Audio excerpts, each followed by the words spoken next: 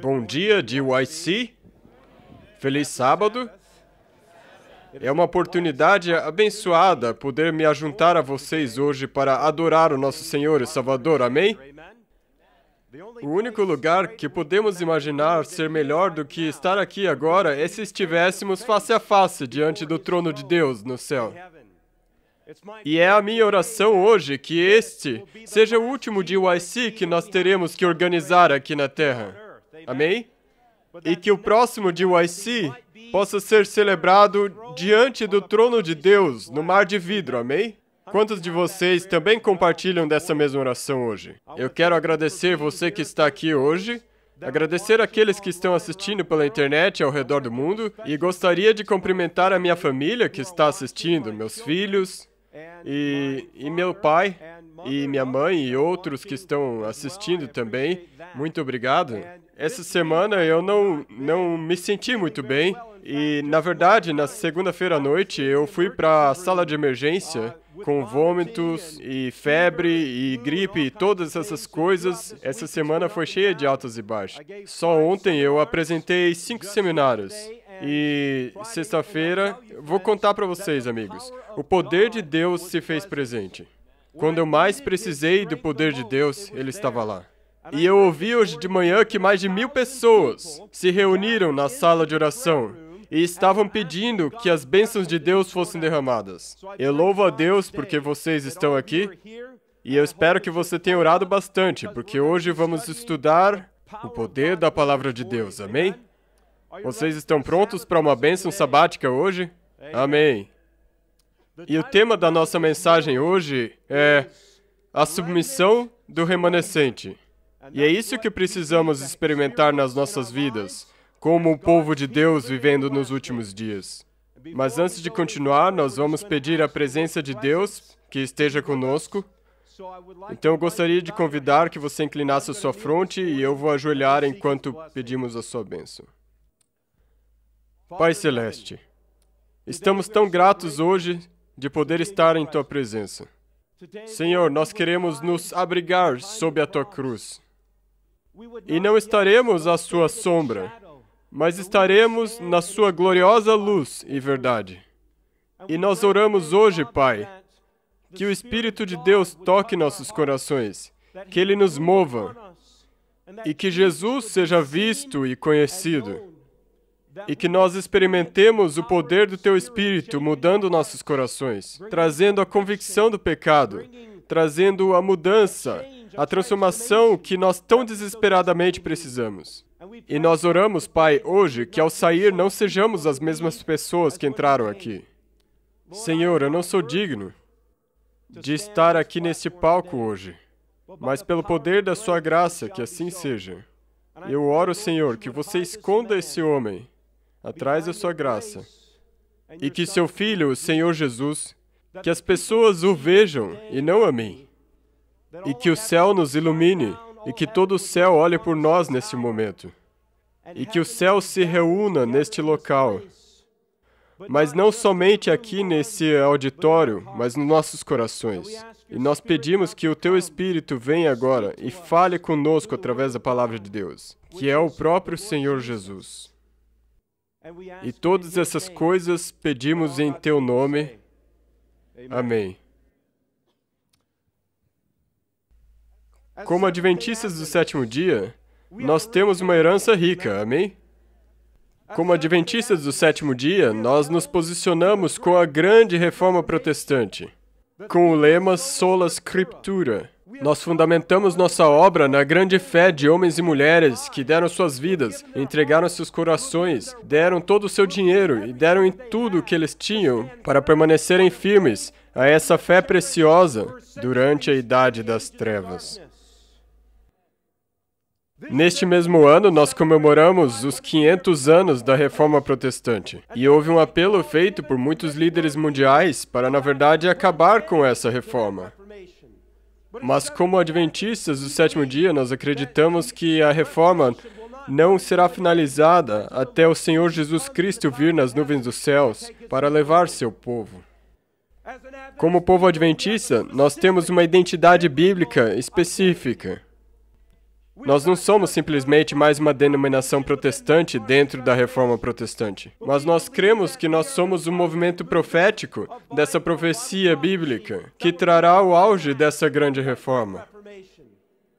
Nós cremos, como adventistas do sétimo dia, que nós não somos simplesmente mais um movimento profético, mas nós somos a igreja remanescente da profecia bíblica.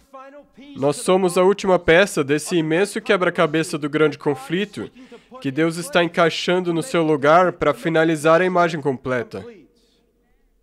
Nós cremos nas profecias de Daniel e Apocalipse. Nós cremos e temos uma forte compreensão de que as raízes da nossa própria existência estão contidas na profecia bíblica. Na verdade, no livro de Apocalipse, capítulo 10, nós encontramos a origem desse movimento. Irmãos e irmãs, amigos, o surgimento da Igreja Adventista do Sétimo Dia e, é claro, a história humana não são apenas uma coincidência.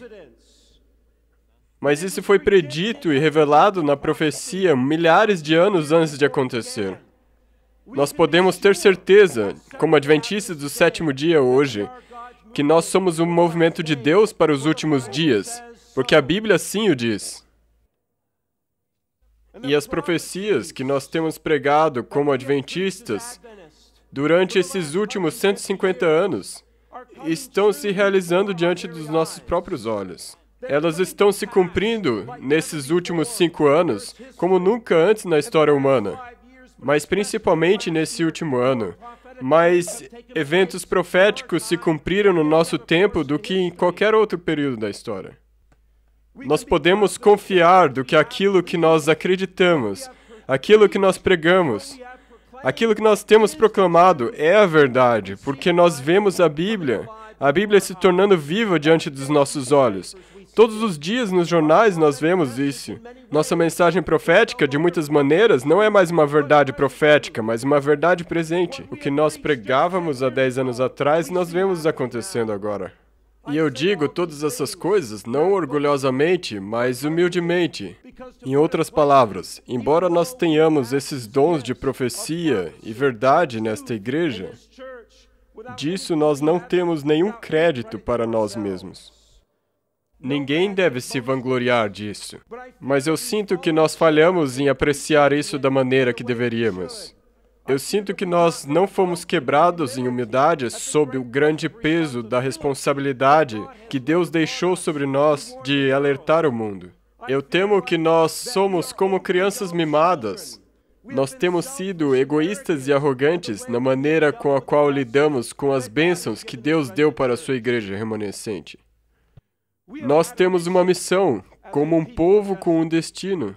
Especificamente em Apocalipse, capítulo 10, verso 11, a Bíblia nos diz que nós devemos levantar e profetizar novamente, depois do grande desapontamento, o que está falando a nossa geração de hoje. A Bíblia nos conclama a profetizar novamente a muitos povos, nações e línguas.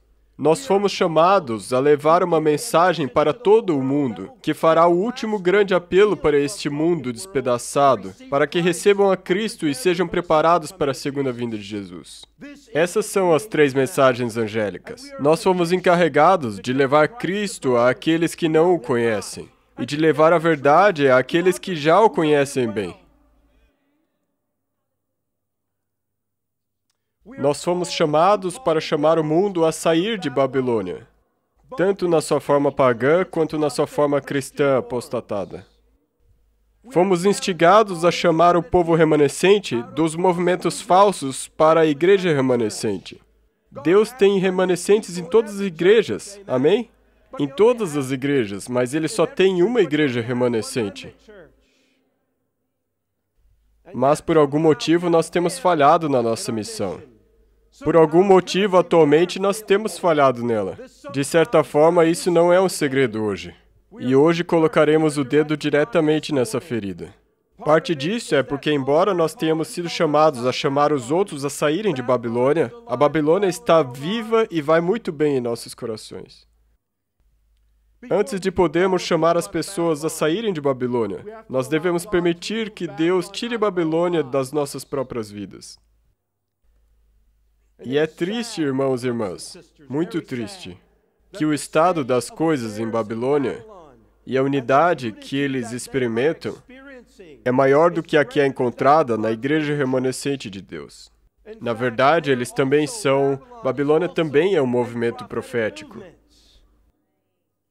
E ela tem cumprido o seu destino profético atualmente muito melhor do que o próprio povo de Deus.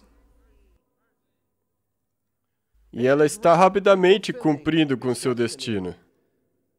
Nós somos um movimento remanescente, mas por que eles, então, que estão cumprindo?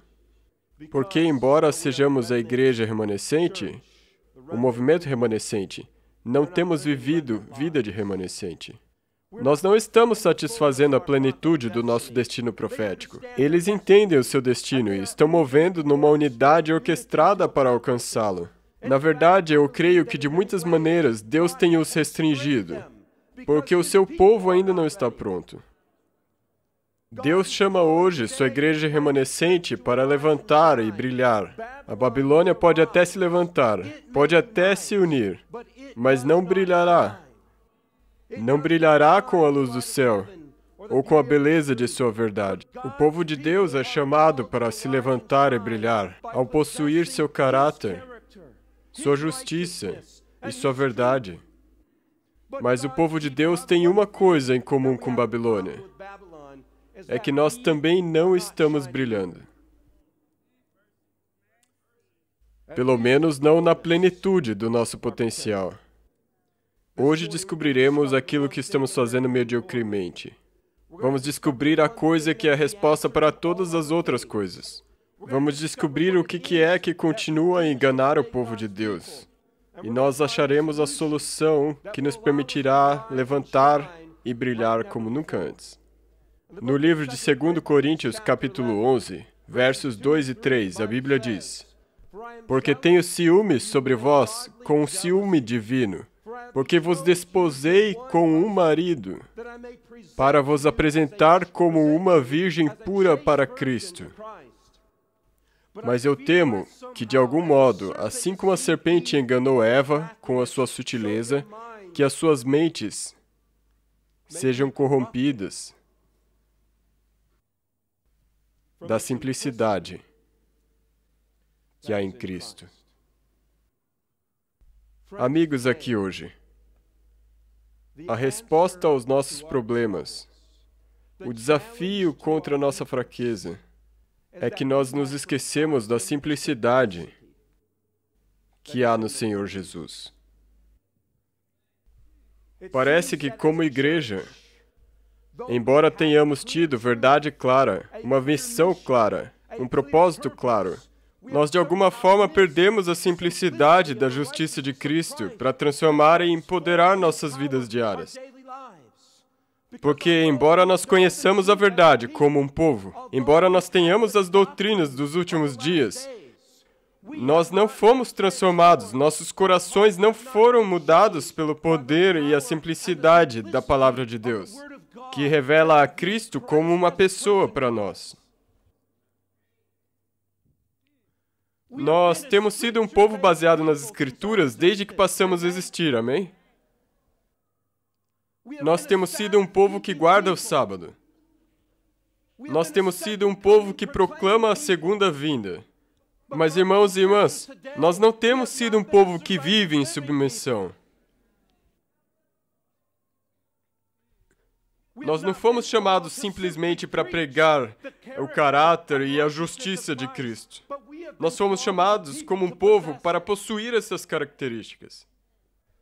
Nós temos falhado em nossa missão, porque nós não simplesmente fomos chamados para levar Cristo ao mundo, mas na verdade fomos chamados para revelar Cristo ao mundo, através de nossas vidas, através do nosso caráter, através da nossa personalidade. Nós ainda não vimos a glória de Deus se levantar e resplandecer em nós, porque nós ainda não rendemos completamente nossos corações para receber a sua justiça e seu caráter. E mesmo assim, Deus, em sua misericórdia, e esse é o texto tema do nosso congresso, Isaías 60, verso 1 diz: Levanta-te, resplandece, porque vem a tua luz, e a glória do Senhor vai nascendo sobre ti.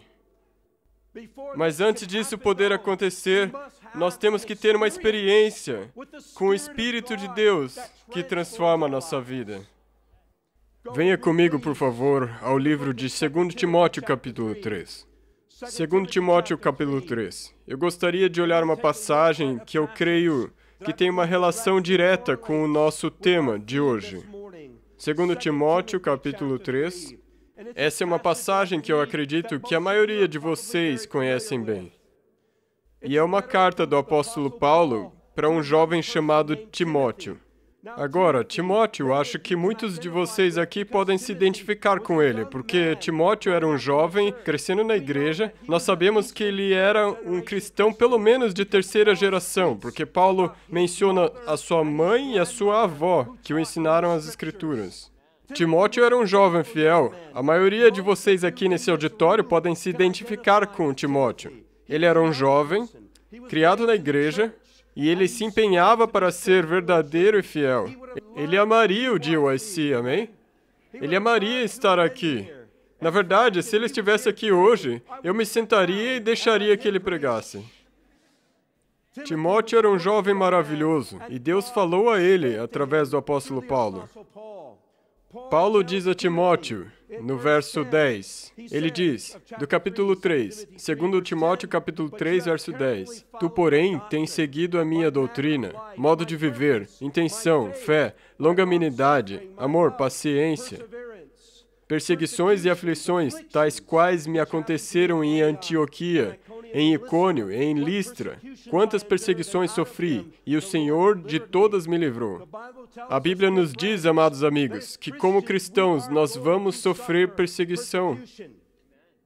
No livro Grande Conflito nos é dito que o motivo pelo qual a Igreja de Deus hoje não passa por perseguição é porque não estamos vivendo a vida que Deus nos chamou a viver. E que se nós vivêssemos esse tipo de vida, como a igreja primitiva vivia, então a espada da perseguição se levantaria de novo. A razão pela qual o mundo descrente de hoje zomba da igreja de Deus e zomba do povo de Deus é porque não temos o poder de Deus em nossas vidas. Porque temos vivido a aparência da piedade, mas negando o poder dela.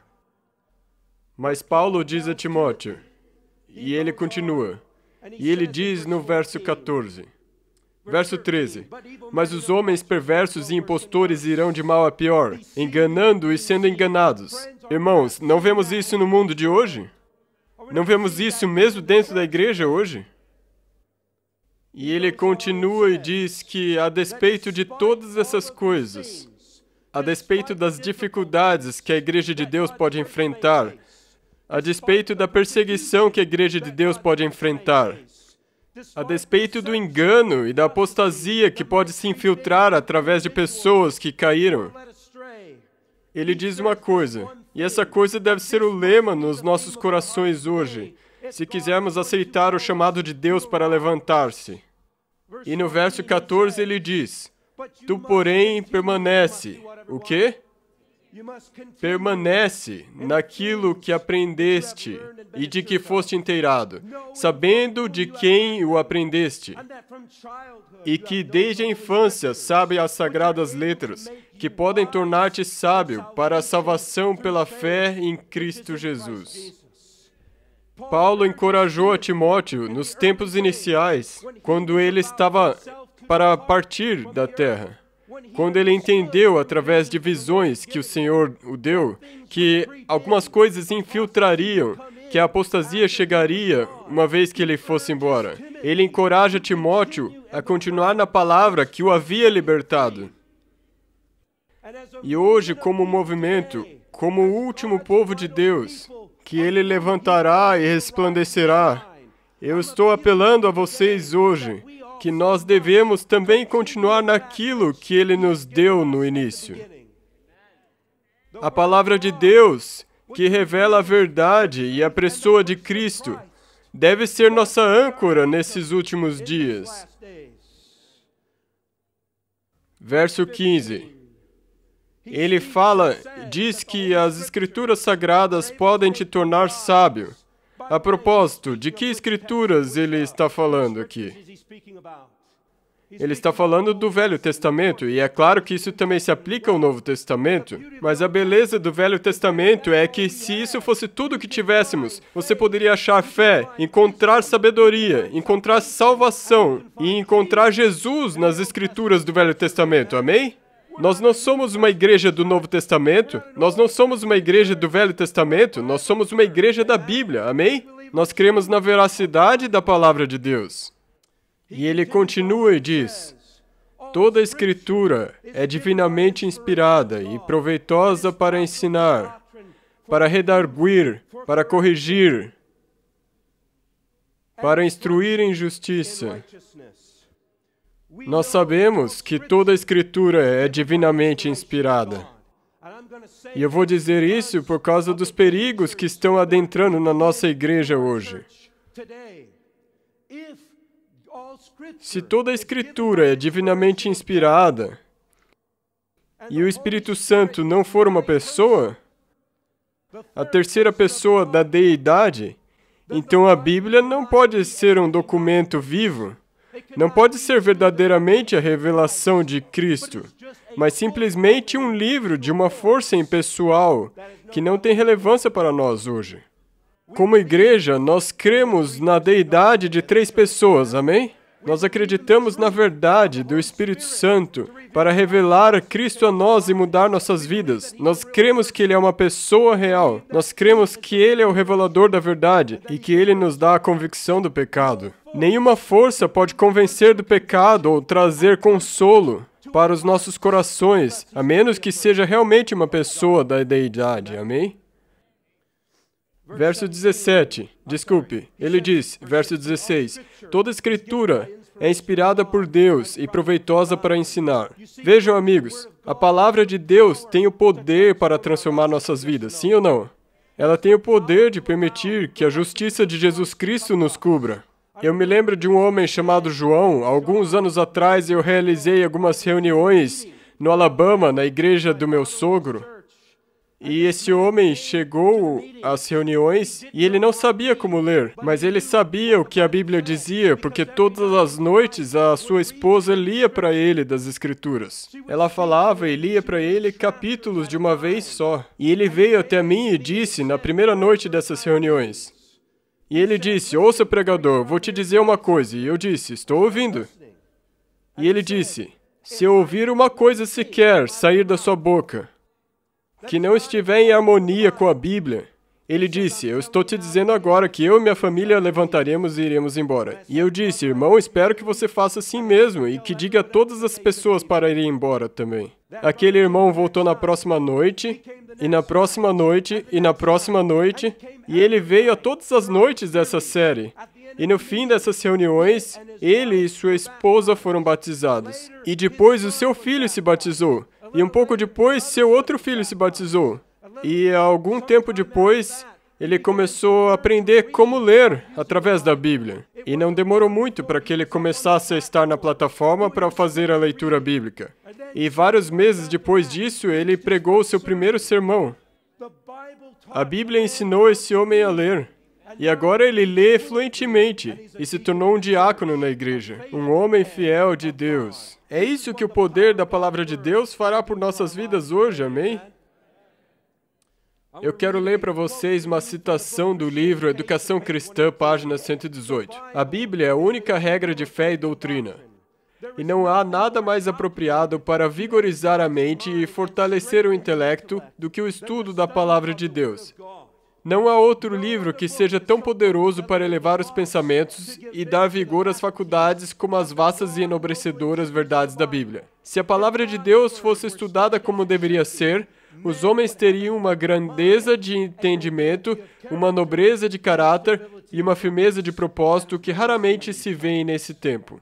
Se você quer ter essas qualidades hoje, amigo, você precisa passar tempo estudando a palavra de Deus, amém?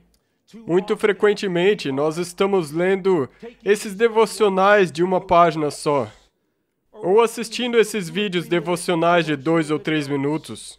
Mas temos carência de experiência verdadeira da palavra de Deus. Falta de estudo bíblico profundo em nossas vidas. Nos falta aquilo que nos leva ao arrependimento e confissão de nossos pecados. E nossos corações estão pagando preço por causa disso.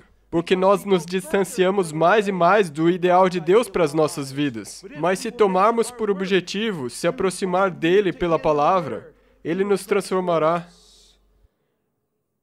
E ele continua no verso 16 e diz que a palavra de Deus é proveitosa para quê? Para ensino. Como adventistas do sétimo dia, nós temos um credo. E qual que é ele, amigos? Nós temos a Bíblia como nosso credo. Nós cremos que toda a Bíblia é inspirada. Nós cremos que nossa doutrina é verdadeira. Na verdade, Jesus repreende as igrejas de Apocalipse capítulo 2 e 3, muitas delas, por causa de suas doutrinas. Mas a última igreja, a igreja de Laodiceia, ele não repreende nada na doutrina dela, porque nossas doutrinas são verdadeiras. Elas são a doutrina do remanescente. Nós nunca tivemos um problema com as nossas doutrinas. Recentemente, muitas pessoas têm tido problema com as doutrinas, mas elas por si mesmas são puras e verdadeiras, amém? Mas a doutrina da Igreja Adventista do sétimo dia não é o problema. A repreensão dada à igreja de Laodiceia não foi por causa de sua doutrina, mas sim por causa da condição de seus corações.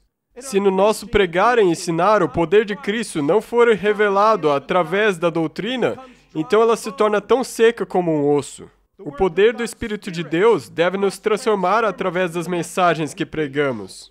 Sabe, amigos, é possível ser um vegetariano restrito e mesmo assim agir como um animal. É possível comer comidas muito puras e mesmo assim agir como um porco.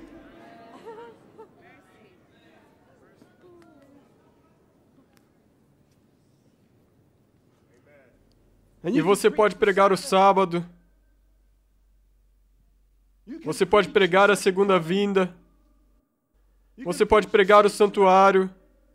Mas se seu coração não estiver conectado ao Cristo que deu essa doutrina, então sua vida será tão imunda como o porco que você não come. É possível estar na ala dos justos no inferno, mas ao mesmo tempo na ala dos errados no céu. Se Cristo que deu a doutrina não estiver mudando o coração para que vivamos além da carne de nossa natureza pecaminosa, então cometemos um grande pecado de separar Cristo de sua verdade.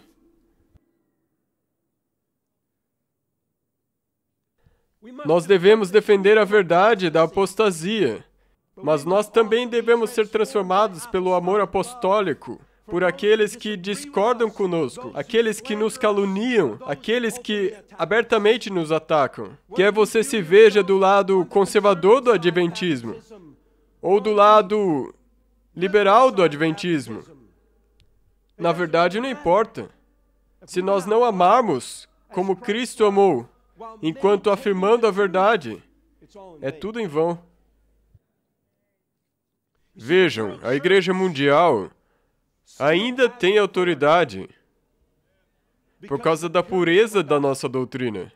A Igreja Mundial ainda tem autoridade. Satanás perdeu a sua autoridade no céu porque ele foi contrário à lei de Deus. Adão e Eva perderam o Éden pelo mesmo motivo. O mundo se perdeu no dilúvio porque agiu contrariamente à palavra de Deus. Saul perdeu seu reino para Davi pelo mesmo motivo. A razão pela qual a igreja no livro de Atos tinha autoridade e poder é porque permaneceram fiéis à palavra de Deus e às decisões da igreja.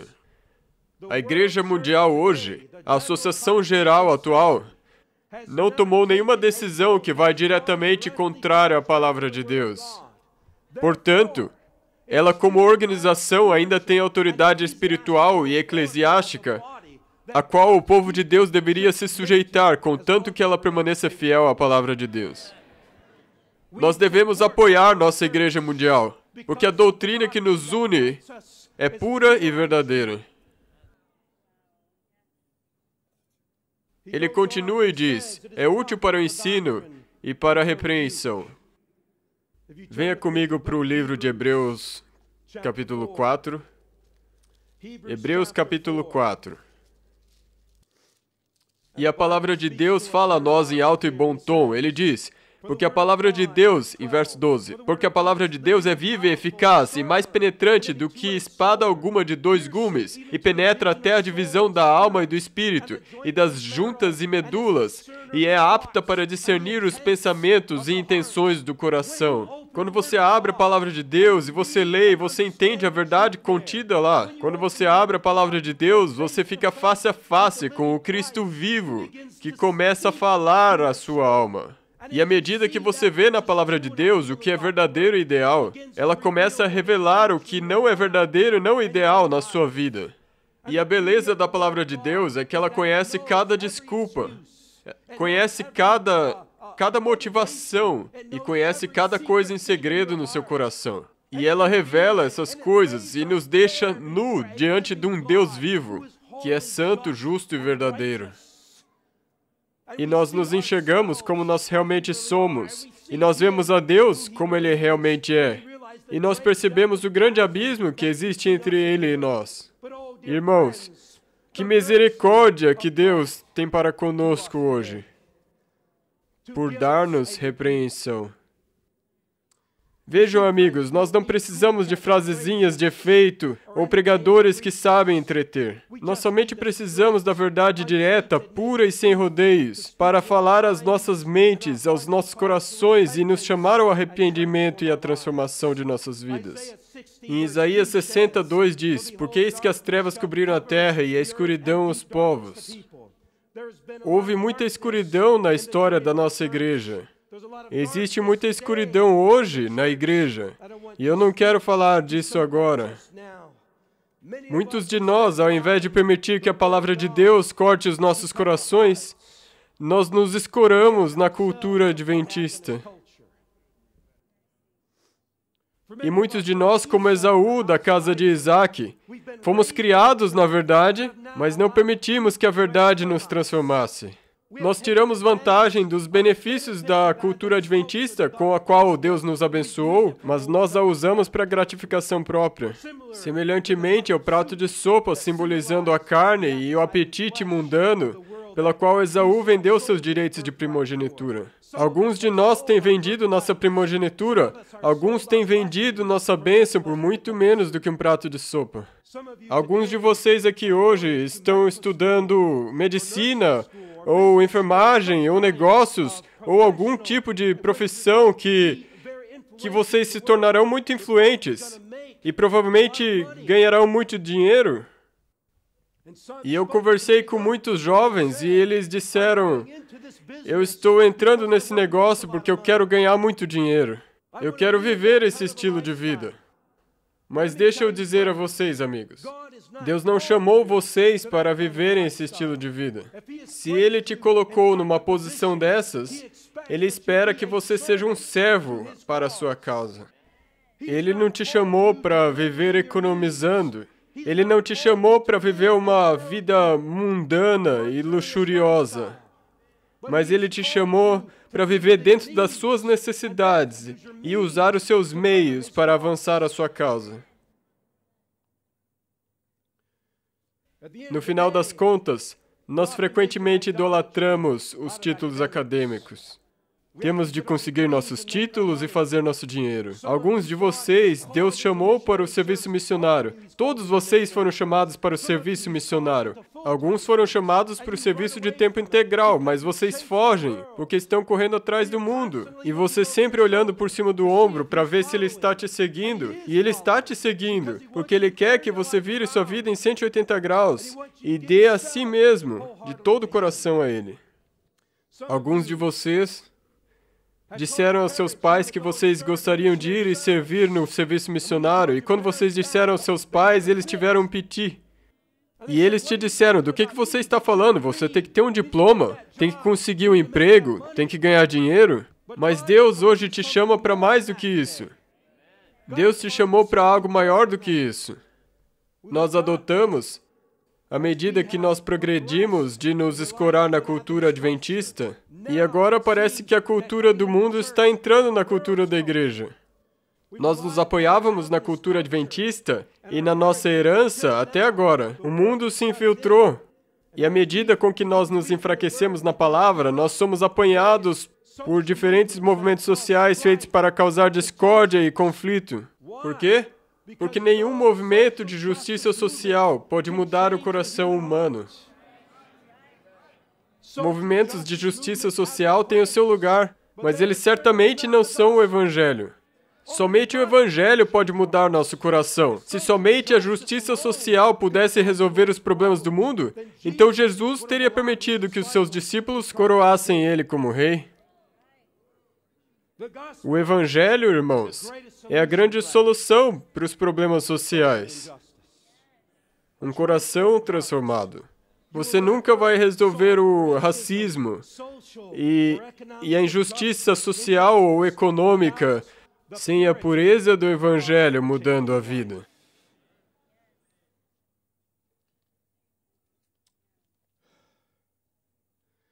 Nós frequentemente nos tornamos dependentes da sempre mutável e degradante cultura da sociedade para determinar nossos valores e ideais. Ao invés dos princípios perenes da Palavra de Deus, nós nos escoramos em narrativas pessoais ou em emoções passageiras sobre temas sensíveis. Nós cremos que quando alguém compartilha uma história de sua jornada ou sua experiência, então, de algum modo, isso tem o mesmo nível de autoridade do que a Palavra de Deus. E isso tem causado muita confusão dentre os jovens hoje. Mas, amigos, eu vou dizer a vocês, nenhuma biografia ou jornada pessoal ou experiência deveria desviar o nosso foco da verdade da Palavra de Deus e nos mudar. Não importa a jornada que você tenha tido. Não importa como tenhamos nascido. Nós podemos nascer de novo. E eu amo isso. Eu quero nascer de novo, amém? Nós devemos amar, devemos ter compaixão, simpatia, mas temos que mostrar às pessoas o Salvador que pode transformar as profundezas de suas almas. Não é a cultura social que nos impele, seja essa cultura ocidental, ou cultura americana, ou cultura adventista. Tem que ser a cultura do céu. E a maneira pura da cultura do céu está contida na Bíblia e no espírito de profecia hoje. Essa mentalidade de cultura causou uma grande mudança que ocorreu na igreja, onde nós mudamos de servir a igreja para querer que a igreja nos sirva. Você é a igreja. Se você espera que a igreja te sirva, então você entrou em idolatria, porque você está adorando a si mesmo. A popularidade da cultura americana não anula a palavra de Deus. Colossenses 2, verso 8 diz, tende cuidado, para que ninguém vos faça presa sua, por meio de filosofia e vãs sutilezas, segundo a tradição dos homens, segundo os rudimentos do mundo, e não segundo Cristo. Quando os homens preferem seguir o seu próprio caminho sem buscar o conselho de Deus, e isso é do Patriarcas e Profetas, página 446, ou em oposição à sua vontade revelada, muitas vezes ele satisfaz seus desejos, a fim de que, por meio da amarga experiência que se segue, possam ser levados a compenetrar-se de sua loucura e arrepender-se de seu pecado. O orgulho e a sabedoria humana demonstrar-se-ão um guia perigoso. Aquilo que o coração deseja contrário à vontade de Deus, verificar-se-á no fim que é uma maldição em vez de bênção. E quão frequentemente, muitos de nós, quando isso acontece, queremos culpar o próprio Deus pelos problemas que nós nos metemos. Se Jesus hoje está intercedendo por vocês 24 horas por dia, então Ele espera que vocês estejam recebendo seu poder 24 horas por dia e sendo cristãos 24 horas por dia. A maneira com que reagimos às provas de fé diz muito mais sobre o nosso caráter do que o caráter dele. Nós amamos conforto. Nós viemos ao GYC e nos acostumamos com o ambiente. Nós gostamos dos hotéis legais, boas refeições. Mas se dormíssemos em celeiros e tivéssemos que comer somente uma porção de arroz por dia, como muitos fazem nesses tipos de reuniões ao redor do mundo, quantos de vocês aqui ainda viriam? Fazer concessões para aumentar o nível de conforto diminui a espiritualidade. Não podemos nos dar ao luxo de viver confortavelmente às custas da espiritualidade, porque o chamado de Deus nas nossas vidas não deve ser comprometido pelo nosso conforto ou nosso prazer. Nós devemos parar de tentar nos sentirmos bem, e sim escolher o bem. Como disse o grande Charles Spurgeon, não existem portadores de coroas no céu que não tenham sido carregadores de cruzes na terra. Vivemos numa época na qual as pessoas querem se livrar da cruz que Cristo nos chamou a carregar, ao invés de desafiar as pessoas e encorajá-las a carregar a cruz. Nós frequentemente lidamos com dissantificação, como eu costumo chamar, onde quando nós viemos para a igreja, nós vemos a beleza do Espírito da graça que transforma nossas vidas, e nós andávamos na pureza e na bênção da comunhão com Deus. Mas à medida com que nós paramos de vigiar e orar, as coisas começam a mudar nas nossas vidas, mesmo sem percebermos. E as coisas que uma vez foram preciosas para nós, as coisas que foram importantes para nós, as verdades que nós carregávamos em nossos corações começam a vagarosamente erodir-se. E quando nós menos percebemos, nos tornamos indiferentes a isso, a aquilo, e começamos a abrir concessões em nossas vidas. E a igreja se torna irrelevante para nós, e nós pensamos conosco mesmo, temos que sair. Nós ficamos encantados e namorados com o perigo da novidade. Nós queremos aquilo que é novo, mas Deus diz, você não precisa do que é novo, você precisa do que é necessário. E Deus não nos dará nada de novo até que façamos o que Ele já disse. Hipocrisia, muitas pessoas falam de hipocrisia. Veja, hipocrisia não é um problema da igreja. É um problema dos nossos corações. E muitas pessoas dizem, bem, sabe, meus pais, eles faziam isso e aquilo, e eles eram fiéis, e eles agiam de uma maneira na igreja, de outra em casa, portanto, eu vou deixar a igreja. Eu não preciso da igreja. A realidade é o seguinte, se você entendeu o suficiente da verdade para reconhecer que eles estavam sendo hipócritas, e você sai da igreja porque eles eram hipócritas, então isso também te torna um hipócrita. Por quê? Porque se você conhece a verdade, mas a rejeita porque outra pessoa não está a seguindo, então isso não te permite ir embora. Você também é um hipócrita. Se você conhece a verdade, viva ela. Amém? Se você conhece a verdade, renda-se a Cristo. E outro aspecto dessa escuridão é o mundanismo, no qual nós temos nos envolvido. As mídias sociais, alguns de nós postam jargões adventistas ou política da igreja no Facebook como se não tivéssemos nenhum outro amigo que não fosse cristão ou adventista.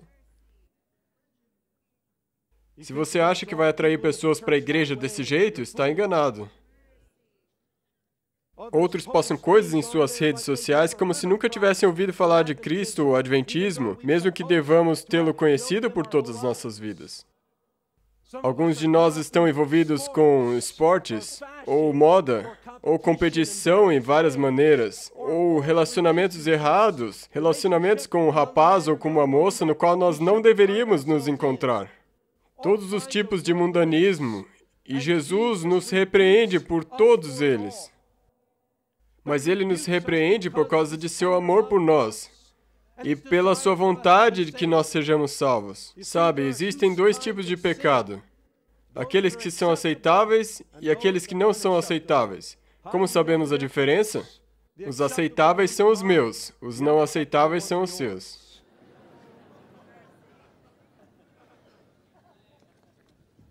Vocês não são gratos porque Deus não nos deixa assim? Embora Ele repreenda, no mesmo verso Ele diz, a palavra de Deus também é proveitosa para a correção. Para o quê? Para a correção. Veja, Deus não quer somente nos corrigir. Ele deseja nos corrigir. Quantos aqui estão gratos por isso? Isaías 60, verso 2, ele diz, mas sobre ti o Senhor virá surgindo, e sua glória se verá sobre ti. Embora estejamos em pecado, Ele nos levantará, Ele nos chamará. Eu gostaria de compartilhar com vocês Testemunhos para a Igreja, volume 2, página 453. Ninguém é tão baixo, tão corrupto e vil, que não possa encontrar em Jesus, que morreu por ele, força, pureza e justiça. Se abandonar seus pecados, deixar sua conduta de iniquidade e volver-se de todo o coração para o Deus vivo. Ele está à espera de todos, para tirar-lhes a vestimenta manchada e poluída pelo pecado, e cobri-los com o branco e resplandecente manto da justiça, e ordena que vivam e não pereçam. Nele podem prosperar. Seus ramos não murcharão nem serão infrutíferos se permanecerem nele. Dele poderão extrair vitalidade e nutrição, ser imbuídos de seu espírito, andar assim como ele andou, vencer assim como ele venceu e ser exaltados à sua destra. Hoje eu vou contar a vocês uma história. Em 2009 eu tive câncer. Eu quase morri. Alguns de vocês aqui conhecem essa história. E Deus fez um milagre na minha vida. Eu não tenho tempo para contar essa história hoje, mas Ele basicamente me ressuscitou dos mortos. Eu tive câncer 2 vezes. Tive câncer de pele, o outro câncer, uma infecção terrível no sangue. E quando Deus milagrosamente me salvou, eu fiquei tão grato, tão feliz, e eu pensei comigo mesmo, certamente Deus me levantou e me salvou porque Ele deseja que eu pregue a sua verdade. Ele quer que eu pregue a sua palavra, a sua mensagem. Então, um dia eu estava em casa, sentado à minha escrivaninha, no meu escritório, e eu me deparei com essa carta que Ellen White escreveu para um homem. E ela disse a ele, e ele tinha tido uma experiência muito parecida com a minha, estava no seu leito de morte. E ela disse, Deus foi misericordioso para contigo, de te ressuscitar dos mortos. E ela disse, Deus te curou, mas você pensou que Deus foi misericordioso para contigo porque alguma justiça foi achada em ti.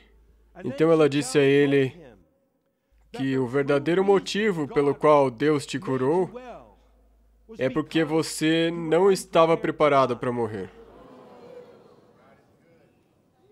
Ela disse a esse homem, Satanás estava do lado da tua cama, pronto para tomar a sua vida.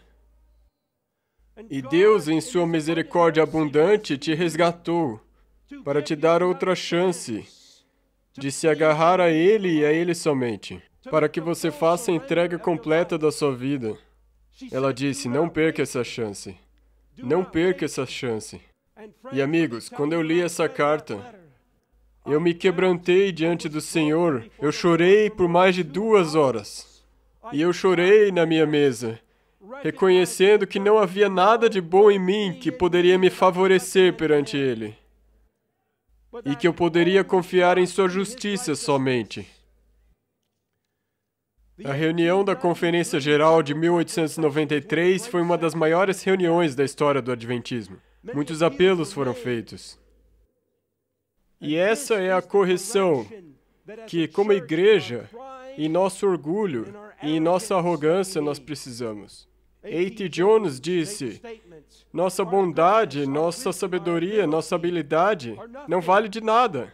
Ellen White diz que se nós fôssemos louvar a genialidade, louvar os pregadores de sucesso, a maneira inteligente com que alguém prega uma mensagem, se nós fôssemos louvar a genialidade, então deveríamos prestar homenagem a Satanás, porque ele é a mente mais brilhante que existe depois de Deus.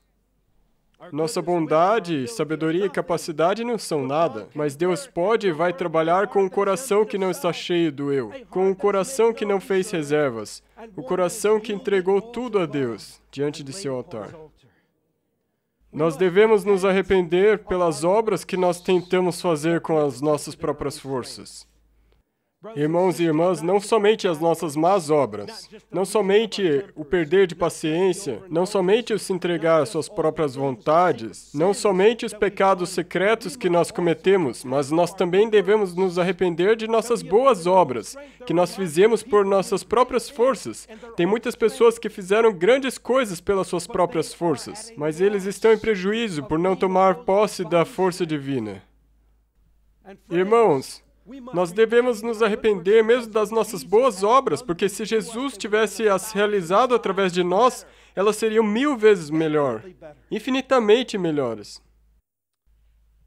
Um senso permanente de indignidade ao olhar para Cristo, reconhecendo sua bondade para nos tornar dignos.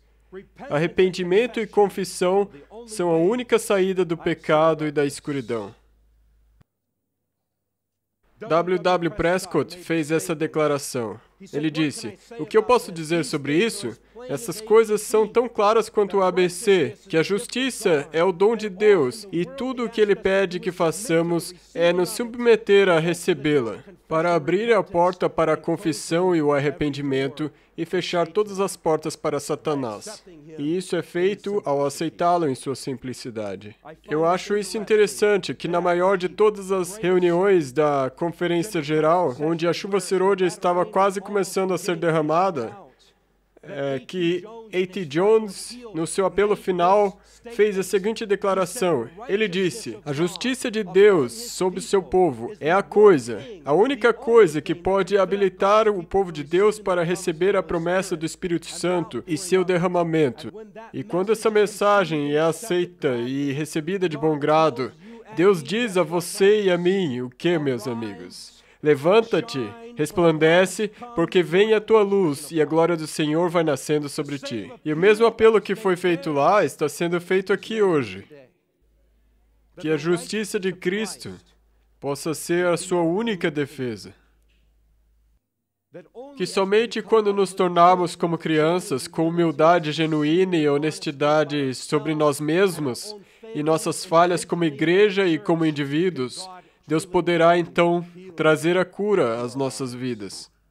Eu me lembro que, há alguns anos atrás, eu estava com meu filho, e na época ele tinha por volta de 3 anos de idade, e tinha um pecado em particular com o qual eu estava lutando. Um pecado pelo qual eu estava sendo tentado. E meu filho estava no mesmo ambiente que eu, e eu pensei comigo mesmo, era muito difícil para mim resistir. Foi um desses momentos, sabe, que todos de nós temos, e essa tentação era esmagadora. E eu pensei comigo mesmo, mas o seu filho está aqui, ele vai ver. E eu pensei comigo mesmo, sabe, ele não vai perceber, não vai afetar ele. E quando eu estava ao ponto de render minha vontade ao inimigo, eu estava estendendo a minha mão para entregar a minha vontade a ele. E o meu filhinho de 3 anos começa a cantar uma música. Jesus me ama, isso eu sei, pois a Bíblia assim me diz, a ele pertence os pequeninos, e embora fracos, ele é forte. Sim, Cristo me ama. Sim, Cristo me ama. Ele me ama, pois a Bíblia assim me diz. O desejo de Deus para a nossa vida é nos libertar de tudo que está nos impedindo de nos rendermos 100% a Ele. Uma pessoa somente vai entender realmente o que significa a justificação pela fé quando ela perceber que é a única chance dela. E para você e eu hoje, tanto individualmente quanto coletivamente como igreja, é nossa única esperança. Nós precisamos ser salvos não somente da penalidade do pecado, mas também do poder do pecado, antes que nós possamos estar face a face diante de Deus, livres da presença do pecado. Deus não somente está no ramo de negócios de nos redimir, mas na verdade Ele quer restaurar a sua imagem e caráter em nós. E dessa maneira nós nos tornaremos completos. E em Timóteo, verso 17, lá, em 2 Timóteo 3:17, ele diz: a correção e justiça, a instrução, para que o homem de Deus seja o quê, amigos? Perfeito, ou completo, e perfeitamente instruído para toda boa obra. E nesses movimentos finais da história da Terra, nós devemos permanecer na Palavra de Deus, que revela a justiça de Cristo a nós. E nós devemos exercitar diariamente a nossa fé em Jesus, para que nós possamos ter a fé de Jesus. Não só pela transformação dos nossos próprios corações, mas pela transformação da Igreja de Deus. Isaías 60, verso 3. Quando isso acontece, Deus então diz, e os gentios caminharão à tua luz, e os reis ao resplendor que te nasceu. Amados irmãos, hoje eu gostaria de apelar com essa citação, e eu vou contar uma história. Em Testemunhos para a Igreja, volume 8, página 250. A menos que se arrependa e converta a igreja que agora está a levedar-se com a sua apostasia, comerá do fruto de seus próprios atos, até que se aborreça por si mesma. Quando resistir ao mal e encontrar o bem, quando buscar a Deus com toda a humildade e alcançar a sua vocação em Cristo, permanecendo na plataforma da verdade eterna, e pela fé lançar mão dos dons que para ela se acham preparados, então será curada. Aparecerá então na simplicidade e pureza que Deus lhe deu, separada de embaraços terrenos, mostrando que a verdade com efeito a libertou. Então seus membros serão, na verdade, os escolhidos de Deus, os seus representantes. Nos foi dito em certo verso que vocês conhecem muito bem: se o meu povo, que se chama pelo meu nome, se humilhar e orar e buscar a minha face e se converter dos seus maus caminhos, então eu ouvirei dos céus e perdoarei e sararei a sua terra. Perdoarei os seus pecados e sararei a sua terra. Irmãos, nós ponderamos sobre isso, nós pregamos sobre isso, nós oramos sobre isso, nós tocamos sobre isso, mas estamos prontos para pôr em prática? Nós somos o povo remanescente, o movimento remanescente com a verdade remanescente, e nós precisamos nos render como remanescente. Se nós não experimentarmos isso, então morreremos no deserto, como todas as gerações antes de nós. E enquanto minha querida esposa, subir aqui para cantar, eu vou contar uma história e quero fazer um apelo para vocês hoje. O meu bom amigo João, enquanto eu estava no Amazing Facts, ele era um dos nossos estudantes no Centro de Evangelismo do Amazing Facts. Ele era um ótimo rapaz, um dos melhores que você poderia conhecer. Eu falei com ele ontem. O João estava preso em jogatina, drogas, álcool, e ele tinha uma vida terrível. Ele sempre carregava uma arma, temendo de que a qualquer hora ele teria que matar alguém para sobreviver. Mas Deus o libertou disso e fez com que ele tivesse uma experiência maravilhosa com ele. Depois disso, ele veio para o Centro de Evangelismo do Amazing Facts e se tornou um obreiro bíblico. Mas, enquanto isso aconteceu, ele começou a se afastar de Jesus. E ele começou a voltar para a sua vida antiga. Começou a se envolver com as drogas de novo, voltou a se envolver com a gangue. E ele havia comprado uma arma para voltar a vender drogas de novo. E isso aconteceu no ano passado. Um dia ele estava numa festa e conheceu um cara que ele nunca havia visto antes. E esse cara convidou ele para os fundos para usar droga com eles. Então eles foram para lá e o João disse a ele: espera aqui um pouquinho. E ele disse: eu vou ali. Ele precisava ir no banheiro e já vou voltar.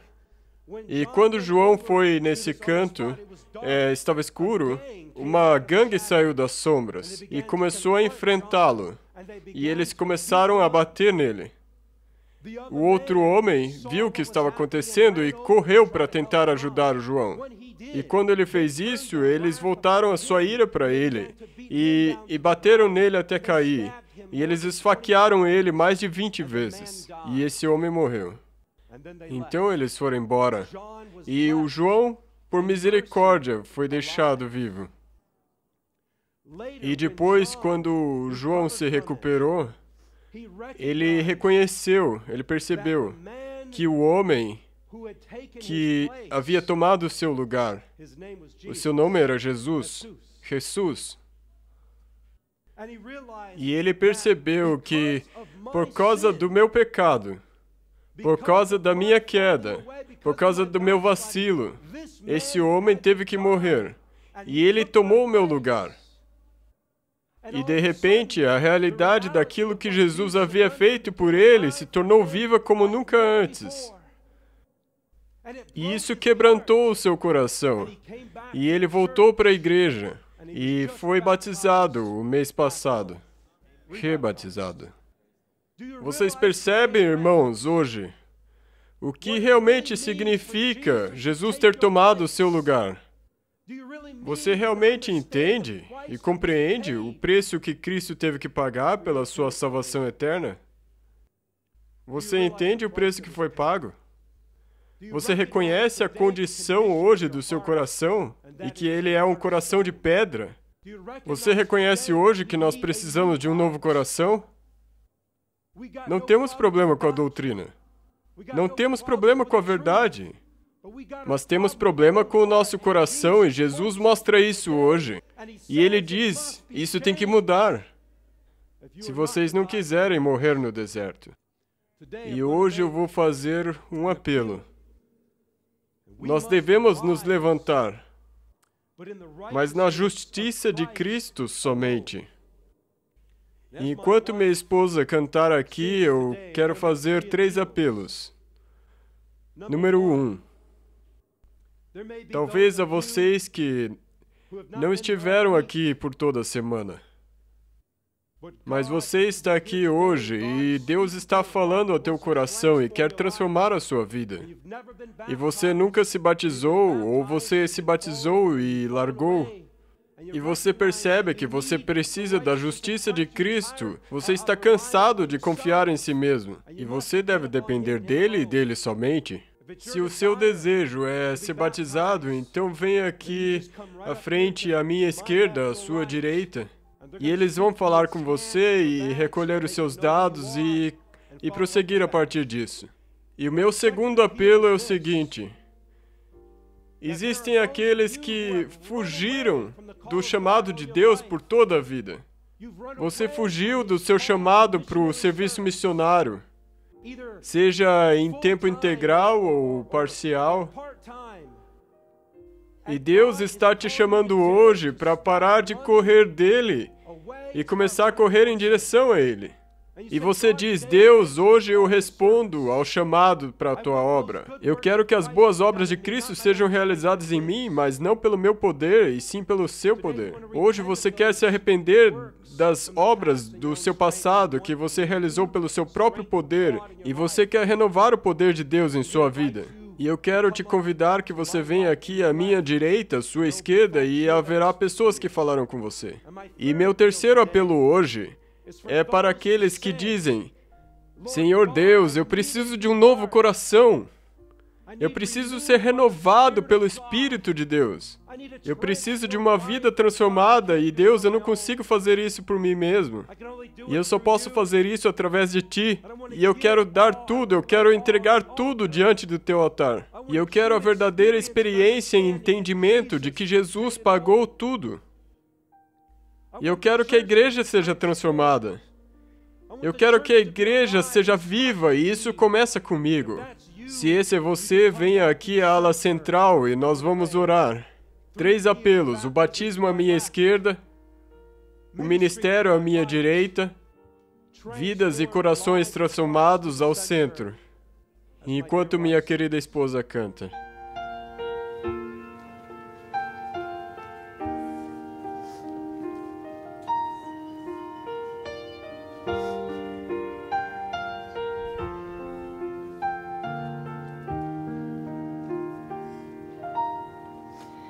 I hear the Savior say, Thy strength indeed is small. Child of weakness, watch and pray. Find in me thine all in all. Jesus paid it all.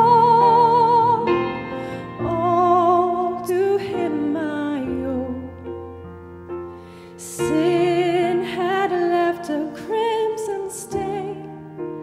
He washed it white as snow.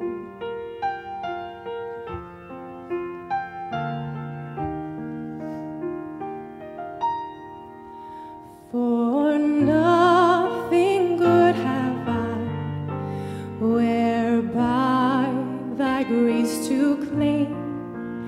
I'll wash my garments white in the blood of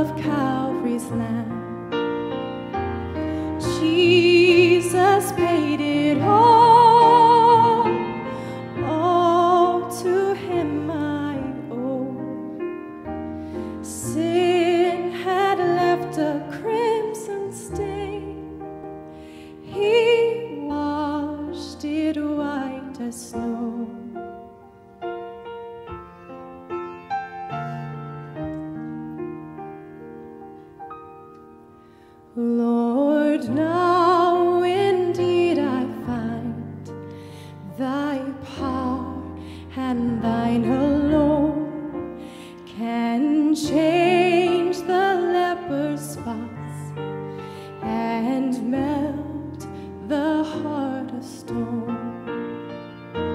Jesus paid it all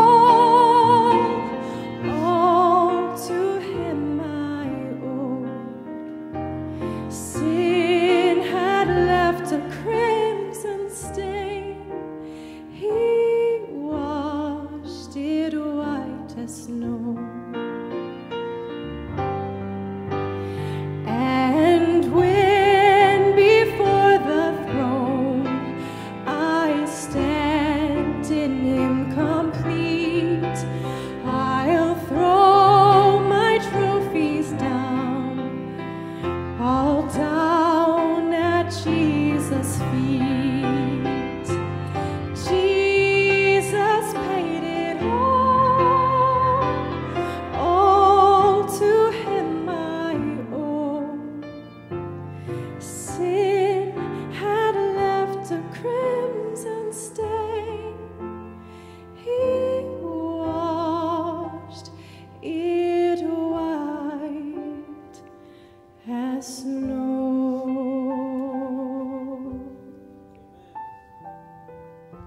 Pai Celeste, salva-nos de nós mesmos, apesar de nós mesmos. Que a glória do Senhor resplandeça sobre nós, que Ele se levante em nossos corações e que nossas vidas tomem a justiça do caráter de Jesus e que nós possamos brilhar por Ti e que a glória de Sua presença encha a terra e que o Teu povo esteja pronto para o chamado que Tu tens para as suas vidas, de proclamar a Tua palavra para um mundo que está morrendo e perecendo, que precisa conhecer esse Deus que os ama. Pai, levanta-te sobre o Teu povo, que Seu Espírito seja derramado sobre nós e que nós sejamos mudados, Senhor, para a eternidade, agora e para sempre. Nós Te rogamos que a glória do nosso próprio eu seja jogada no pó e que a glória de Deus possa ser hoje suprema em nossos corações. E essa é agora a nossa oração.